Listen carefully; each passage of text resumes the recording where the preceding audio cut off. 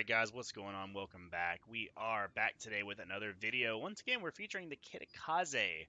But what this video is going to be more focused on today is contesting caps that your team isn't necessarily winning. So a lot of times in this game, when you're playing a mode with capture points, as in this one, you have the four capture points. Your team starts with B, they start with A, and then C and D are neutral caps to be contested by either team. What typically happens in these game modes is typically one team will roll one cap, and one team wins the other. As a destroyer player, there's more than one of you, and you're not the only destroyer. You have to sometimes make some decisions. And one of those in this game is, do I want to keep fighting over this cap, or how do I fight when my team isn't supporting me or winning the cap? So the first thing you have to realize is your team supporting you? That's one of the biggest things as a destroyer, because a lot of destroyer players will say, oh, well, I went into the cap and fought for it, but my team didn't support me and I died. Well, that's a really lame excuse in my opinion. If your team isn't supporting you, it should be pretty obvious, and you should realize it and probably get out of there. So as we see in this game, you can't really, I don't really want to look behind, but you can see there's 3 ships on my team on the 7 line, or I'm sorry, the 8 line. And they're not being very useful. I look back for a brief second to see who's with me. Alaska looks like he might be heading over, but the rest of those ships back there are just running into each other and they're just being useless. So notice how I've already kind of turned away from the cap. I'm already sort of being very cautious. I haven't been anywhere near the cap exactly. The kid pops up in front of me. So we need to go ahead and see if we can do something about that. We definitely have a gun power to fight a kid, but the kid can heal, so the kid kind of wants to bait us into shooting him because he can heal a lot of the damage. But we're just going to move off. The kid smokes and disappears, so we're going to go ahead and start opening up on Iowa, but it's pretty obvious from the start. Look at where their battleships are. Iowa is probably 2 kilometers or less from the cap. My battleships are still on the H line or I line. So early on, my team is not supporting this cap, so I have to be very careful about how much I push this cap. Still, though, I want to contest the cap. Now, something popped up for a second. So I'm trying to see, I'm just going to turn away. I don't want to turn towards the cap and give them a chance to torpedo me or ambush me or something. So I'm going to turn away and just stay passive, but I'm staying near the cap. Now, this Yugamo up here is normally I'd be like, oh man, look at how good I am at whatever, but this Yugamo is just, I don't know what he's like a robot or something. I don't know. He just dies. He doesn't torp, he doesn't shoot, he just dies. So if you want to see the gun power of a Kitakaze against a ship that doesn't fight back, well, this is what it looks like. Just, no need for AP here. We're doing great. And Yugamo dies. Don't know what it was about. Couldn't tell you. Maybe the guy bought a really bootleg, bot program. I don't know what's going on there. So the game starts off good. We kill 2 of their destroyers right off the bat, so we're thinking, okay, maybe this is going pretty well. But alas, things don't always seem as they appear. Anyway, but for right now, I could leave the cap. I could go to B, or I could go to C.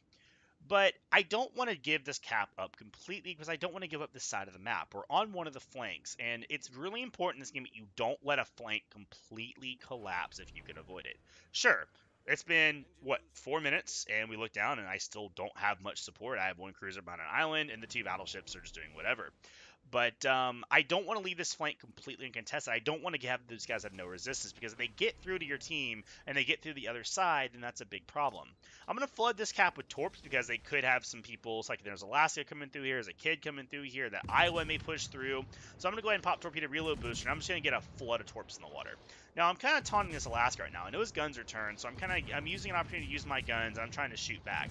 I'm heading towards the island, and I'm looking at the island and looking back at the Alaska, so if my gun's locked to sequential fire right now, I'm using the right mouse button to click, left mouse, holding left mouse button.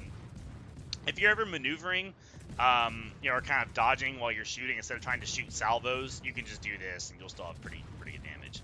But we're trying to use our guns, and we're trying to just deter these guys from driving through the cap.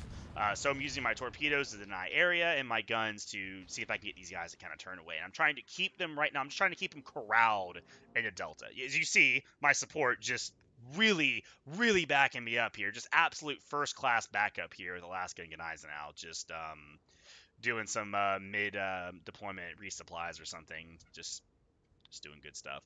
So with my team really firmly behind me, we're really going to keep contesting this decap. But in seriousness, we are keeping them pushed back. So right now, they can't come through D and start flanking my teammates at B and C. Because if these guys were able to push through D, they would pretty much have broadside on my friends at B and C, and suddenly my teams at B and C have to angle for multiple ships. So I'm going to try to use this little piece of the island right here to get some free damage. You know, see that John Bart wasn't detecting me initially, but then I kind of drifted too far, and he is detecting me. I still don't want to use my smoke, because I don't really want to drop a smoke right here, because it's pretty useless. All it's going to do is break detection. So I'm going to kind of gamble that I'm not going to take a lot of damage. I'm going to kind of use my speed, dodge, and hopefully undetect here in about 10-15 seconds. Look back, my support's still just, really doing good stuff back there. Really proud of them. Just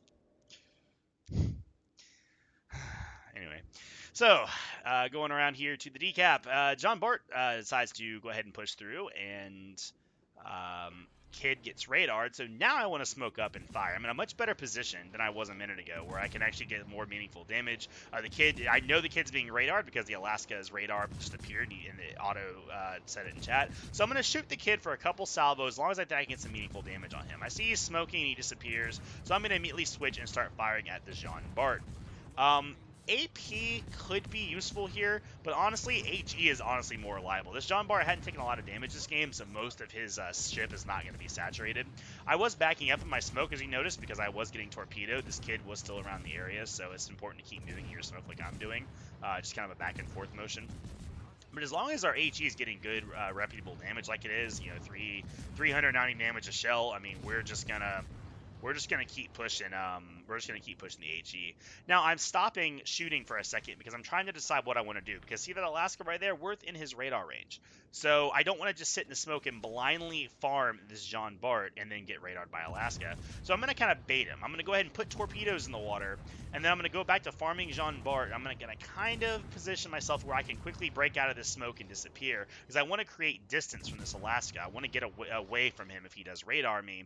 And I'm going to have to entrust my team can finish off John Bart. I got a couple fires on him. He's pretty low.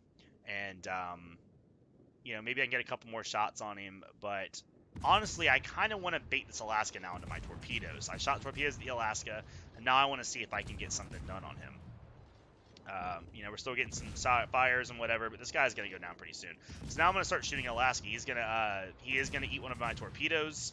We pretty much just torpedoed the hell out of that smoke. We get 19,000 damage because Kitakaze torps hit like trucks. And I'm going to slip near this island, or at least position myself near this island and keep shooting. Now, we look right now, his guns aren't pointed at me. So as a destroyer, there's no reason for me to not just keep shooting. Looks like he's accelerating, so I've got a pretty good shell lead time. These shells, take a second to get there, so I got to start extending my range a little bit. But as long as his guns are not focused on me, I'm not super worried about it. I have an island. You can't, unless you look at the mini map. There's an island to my left right here. So if I do get focused or another ship appears, I've got a quick exit. But honestly, right now I'm just trying to get close enough because Alaska is sitting right at the edge of our range, so we want to get as close as we can. We want to keep the damage up because, yeah, he's a cruiser. Yeah, he's really threatening. He's a radar cruiser. But, I mean, I'm really threatening to him, too. These guns do massive damage. Kid's back there shooting at us, not too worried about him. Alaska's beach trying to get away from us, so now we're pretty clear to just start farming him. And even the mighty Alaska is not going to last very long over a hail of Kitakaze gunfire while beached, and we are going to take the Alaska out of the fight. So just like that, we have denied a Yukimo, an Alaska, a Jean Bart, and a Kid. And I think in Iowa too, really, from coming around this flank. So we took 5 ships that could have come around and just crapped on our entire fleet, and we've pretty much been a levee or a dam, and we've held them at bay. So now I have a lot more freedom to try to go push Delta. Now, especially since the radar cruiser's dead, that's really the biggest thing. But besides that, we've got just a good chance. I'm taking some pot shots at Kid over the island. I'm obviously not going to be detected over the island. There's nothing else over here that can detect me, so no reason not to try a few shots. But again, this guy playing the Kid's really good. He played really well. He was really smart with the way he kept us pushed back and used his smokes intelligently and used his guns intelligently. So definitely a good player here. And the Kid does have a heal, so even if we were to land some damage, it wouldn't be like the end of the world for him. So we're going to try again, but it does look like that we should still expect some resistance because our team still has B and we still have C. So if they're not at B and they're not at C, well, where else could they possibly be? Looks like Delta. Um, we're gonna see here our my support who did nothing the entire game somehow died. Don't know how that happened. But we're going to try to go into D. But again, we're still going to be cautious. We know that kid is close by. He was just in that smoke. We're located, so that's his radio location. So we know we're the closest ship to him.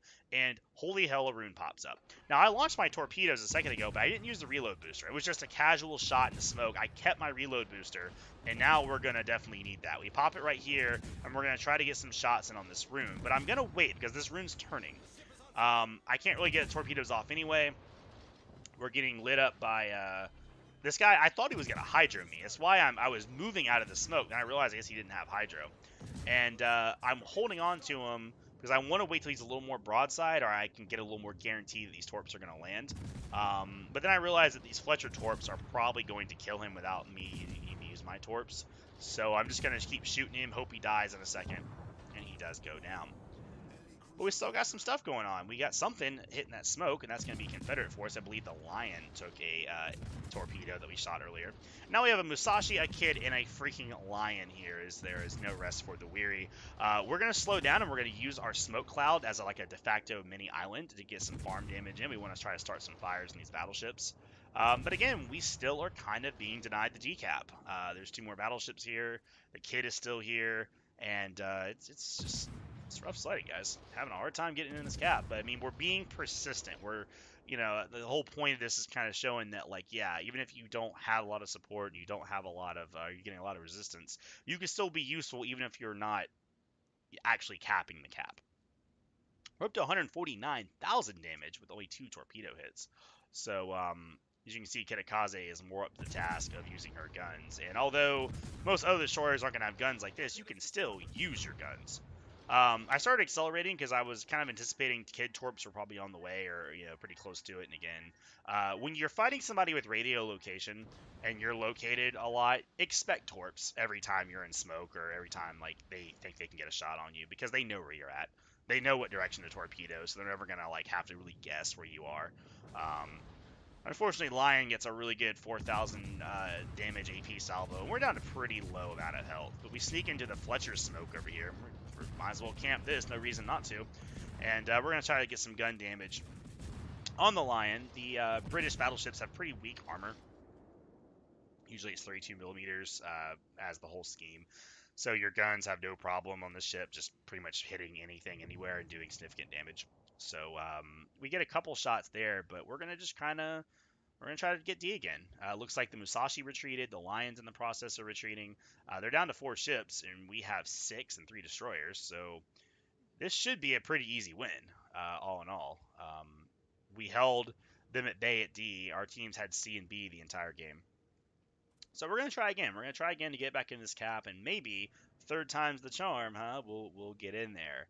And that is going to hopefully work out for us. We'll see here at the last minute. We're just gonna again play it cautious. We've played it cautious up at this point. Now we have to because our health is so low. We no longer have the ability to just kind of bully into the cap. I mean, I've got the gun power that if the kid is still really close by, I'll win a straight gunfight. But I'm not gonna be able to really do a whole lot else. But it looks like this guy may not be here anymore. One indication that the kid may not be close by is we're no longer the ship that's located. As nice as radio location is, it gives me a tiny bit of information about him, and if I know that radio location is not appearing, he's probably not very close by. Also, if I can look at the other caps and the other caps start being detected or contested, then maybe he has left. So Alaska's here with me now, so that makes me feel good that there's a cruiser nearby if the kid were to appear. But we see torps in the water, and we see the kid over there for a split second. We see him over there, Bor. He's near our Kizuki. So it definitely looks like the kid has moved on, and the Musashi takes down one of our destroyers. So this video is pretty long, and I'm probably going to go ahead and wrap it up here because there's not much else to see in this video right here. We basically take D, we drive around the cap, they take C, they come back, and they kill us. I farm some more damage. I wound up being a 198,000 Confederate high caliber in First Blood game. and we don't win. But the point of the video wasn't so much to showcase the Kitakaze or show off some kind of EP numbers nobody cares about. It was mostly to show that as a destroyer player, you can still influence a cap and still be an important role player in the cap and in the game, even if your team isn't winning the flank. Now, ultimate or that cap. Now, ultimate, we lose this game. They just kill us off one by one. They get like a dev strike on the Neptune or something, I think a minute ago, and just we somehow we throw at the end and we lose. I was at low health. The Fletcher was at low health, and basically at the end of the game, the kid who's basically still at full health because he's a kid and he can heal, just rushes in, kills us all, and there's not a whole lot we can do about it. But most of the rest of this game is just me farming meaningless damage and waiting to lose. So hopefully you got something out of this little video here, and hopefully you saw that even if you're not having the best start to a game or your team's not really helping you much, as you saw I didn't get hardly any help till the end of this, you still can be useful and you're still can have a meaningful impact on the game. So anyway, guys, that's what I got for you here this evening. Thank you for watching, and have a good one.